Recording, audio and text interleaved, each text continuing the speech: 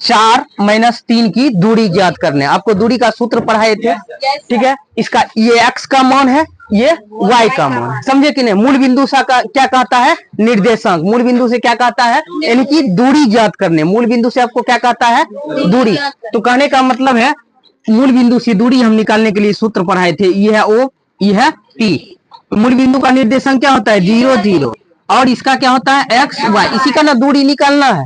बात को समझ रहे हैं। तो यानी हम देख रहे हैं यहाँ x का मान दे दिया है, यहाँ y का मान, यानी कि यहाँ x का मान 4 दिया है, y का मान -3। तुरंत दूरी का सूत्र लगाएंगे। क्या करेंगे, तुरंत हम क्या करेंगे, दूरी का सूत्र। क्या चीज, दूरी, यानी कि सूत्र से। क्या चीज, सूत्र से।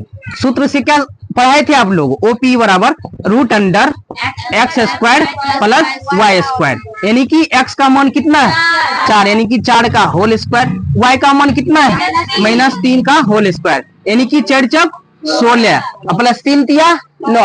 यानी कि किसी भी ऋणात्मक संख्या का वर्ग करने पर हमेशा क्या आता है, धनात्मक। 3 × कितना हो जाएगा, 9, यानी कि 16 9 कितना हो गया, 25। यानी कि 25 का वर्गमूल कितना, 5। 25 का वर्गमूल 5, यानी कि 5 इकाई इसका क्या हो गया, यानी दूरी, आंसर। और हर एक बार एग्जाम में इस तरह का क्वेश्चन पूछा जाता है, समझे। 100% गारंटी है कि क्वेश्चन पूछेगा तो पूछेगा, ठीक है। आप लोग नोट कर लीजिए।